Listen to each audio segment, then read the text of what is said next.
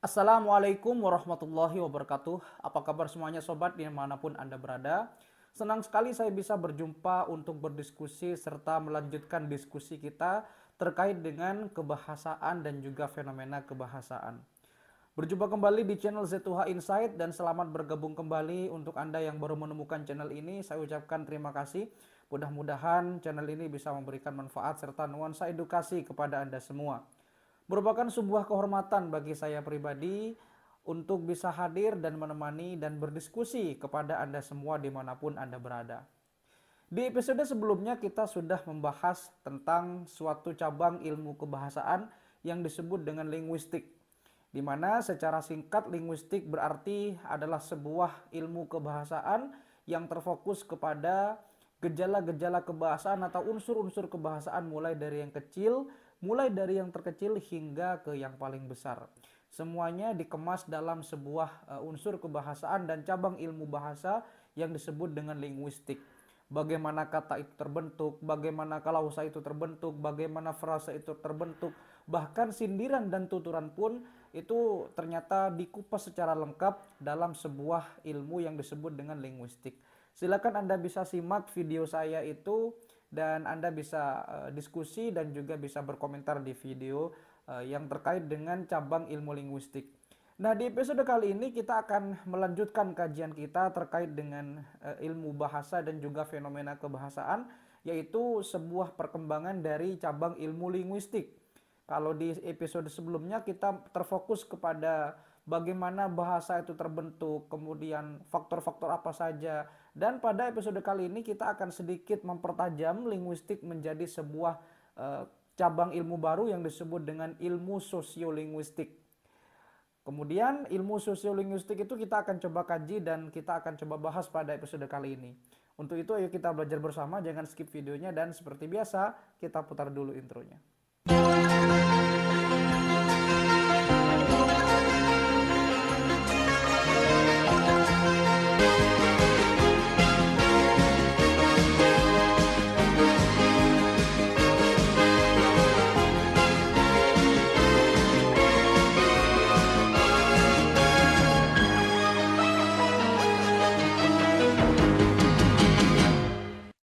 Keterikatan kehidupan manusia dengan bahasa tentu tidak bisa terlepaskan, karena sejak dulu manusia sering menggunakan istilah-istilah yang kemudian berkembang menjadi sebuah kebiasaan, kemudian menjadi sebuah bahasa, bahkan menjadi sebuah sistem dari lambang-lambang kebahasaan. Karena memang pada dasarnya manusia itu disebut dengan homo symbolicum, atau bahasa dan bahasa yang digunakan manusia itu ternyata penuh dengan simbol-simbol. Seperti contoh huruf A, huruf B, dan huruf alfabet lainnya, itu sebetulnya adalah simbol yang dipergunakan dan diperkenalkan oleh manusia, kemudian secara turun-temurun dari generasi ke generasi, hingga menjadikan sebuah kebahasaan dan juga sebuah sistem kebahasaan, dan itu berlaku secara baku dan berlangsung hingga saat ini. Tentunya semua itu menjadi sebuah pertanda bahwa bahasa itu semakin kesini semakin berkembang dan juga erat kaitannya dengan interaksi kehidupan sosial di masyarakat. Nah, kehidupan sosial di masyarakat ternyata ada hubungan erat dengan sebuah bahasa atau unsur-unsur kebahasaan. Di mana dalam cabang ilmu bahasa, kehidupan sosial masyarakat kemudian kalau dihubungkan dengan bahasa ternyata bisa menyatu dan disebut dengan sosiolinguistik. Secara kebahasaan atau secara etimologi atau secara lugotan, sosiolinguistik berarti adalah sebuah interdisipliner, cabang keilmuan kebahasaan yang menggabungkan dua pengertian. Yang pertama tentu ada sosio. Sosio berarti berhubungan dengan masyarakat, kemudian kemasyarakatan dan faktor-faktor yang ada dalam masyarakat tersebut. Dari mulai manusianya, kemudian tutur bicaranya, pendidikannya, dan lain sebagainya yang berhubungan dengan kemasyarakatan. Kemudian ada linguistik. Tentunya di episode kemarin kita sudah membahas linguistik itu apa dan tentunya berhubungan erat dengan unsur-unsur bahasa dan unsur-unsur kebahasaan mulai dari yang terkecil hingga yang terbesar. Kemudian dikemas dan dipadukan menjadi sebuah cabang ilmu sosiolinguistik. Kemudian apa saja yang terfokus kepada kajian-kajian ilmu sosiolinguistik itu? Pertama tentu dari masyarakatnya itu sendiri. karena memang pola pikir masyarakat itu ternyata berpengaruh terhadap penggunaan bahasa yang mereka gunakan. Cara pandang masyarakat terhadap suatu hal itu juga sangat berpengaruh dan berdampak besar kepada keberlangsungan bahasa apapun di dunia. Dan juga faktor ekonomi, faktor pendidikan, faktor keluarga, faktor lingkungan, bahkan faktor iklim dan juga faktor cuaca pun bisa berpengaruh terhadap perkembangan dan penggunaan bahasa dalam suatu kelompok masyarakat. Seperti contoh kalau dulu di tahun 80, 90, kalau Anda misalkan lahir di tahun-tahun itu, betapa indahnya di tahun-tahun itu. Karena di tahun era dekade 80 hingga 90-an belum ada sosial media seperti sekarang. Dulu orang membaca berita itu biasanya harus menonton televisi terlebih dahulu, kemudian juga acaranya masih sangat terbatas, dan ketika mereka ingin berkenalan atau sekedar ingin kirim-kirim salam, mereka biasanya harus menulis atensi dan dikirimkan melalui media-media seperti radio dan televisi. Kemudian pada zaman itu ada juga majalah-majalah dan koran-koran yang mereka selalu membeli. Kemudian alat komunikasi pada waktu itu yang sangat populer tentu masih dalam bentuk sinyal gelombang radio yang disebut dengan pager. Di mana secara singkat saya uraikan bahwa pager itu merupakan sebuah alat komunikasi yang memungkinkan penggunanya menerima sinyal radio dalam bentuk teks. Di mana sinyal radio itu diubah menjadi teks, kemudian misalkan Anda ingin menghubungi keluarga Anda atau kerabat Anda yang memegang pager, maka Anda harus menelpon kepada operator pager pada waktu itu. Kemudian operator pager nanti akan mengirimkan sebuah frekuensi sinyal radio kepada ID pager yang bersangkutan. Karena dulu zaman 80 atau 90, pager itu ada sebuah ID-nya. Dan masing-masing pengguna pager atau user pager pada waktu itu memiliki ID yang berbeda-beda. Kemudian nanti sinyal radio itu akan diubah menjadi frekuensi berbentuk teks yang kemudian memungkinkan si penerima membaca pesan yang dikirimkan oleh operator dalam searah. Jadi maksud searah itu dia tidak bisa membalas, hanya bisa menerima.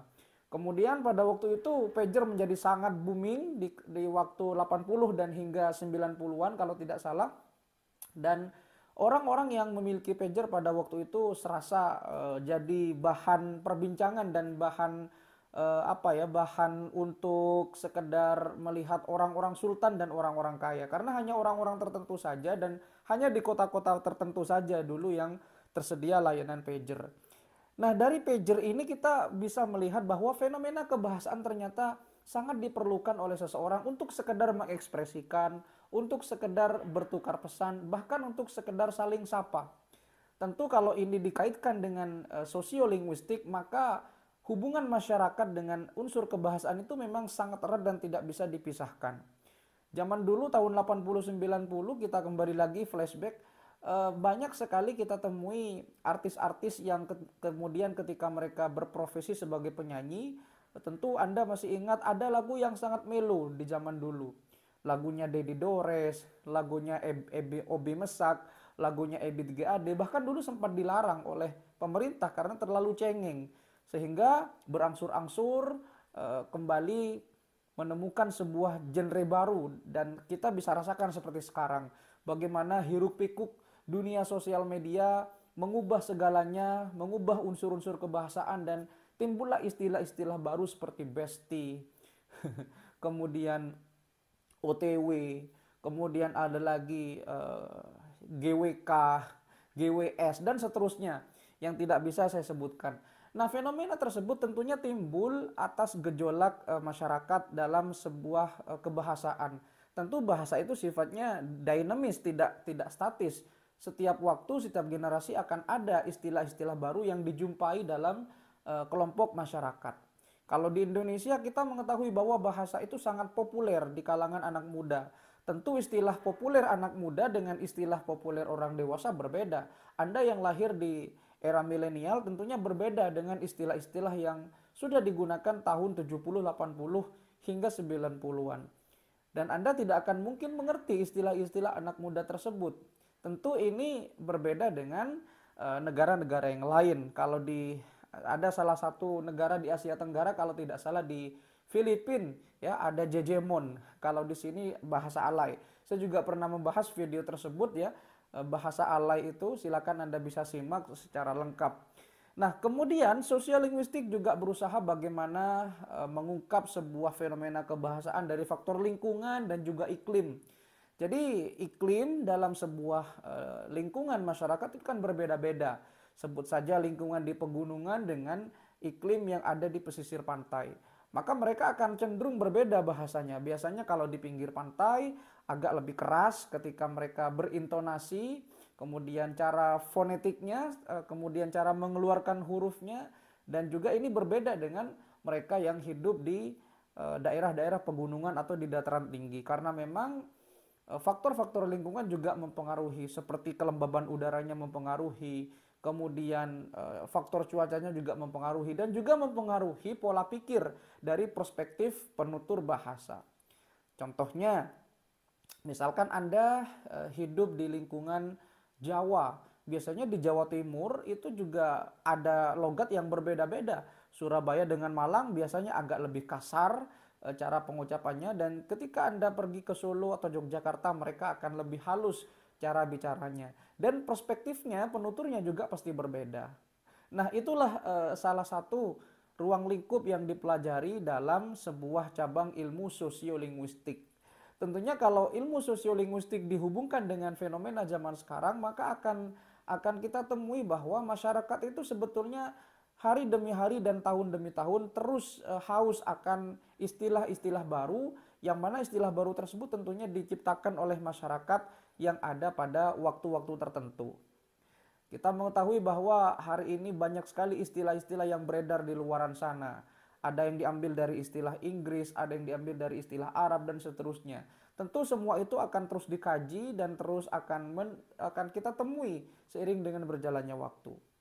Jadi seperti itulah kira-kira pembahasan dari setiap cabang ilmu linguistik atau ilmu sosiolinguistik, di mana ilmu sosiolinguistik ini berusaha untuk mengungkap fenomena-fenomena kebahasaan yang berasal dan timbul dari gejolak ataupun dari sebuah fenomena kemasyarakatan dan pengguna dari unsur-unsur kebahasaan. Bagaimanapun bahasa itu memang pasti diperlukan oleh masyarakat-masyarakat dimanapun dan juga akan terus berkembang.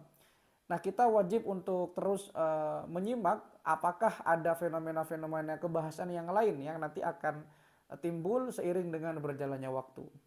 Terima kasih sudah menyimak. Kalau misalkan ada komentar dan diskusi yang ingin lebih lanjut, silahkan Anda tulis di kolom komentar. Mari kita diskusikan. Terima kasih sudah menyimak. Sampai jumpa di video berikutnya. Wassalamualaikum warahmatullahi wabarakatuh.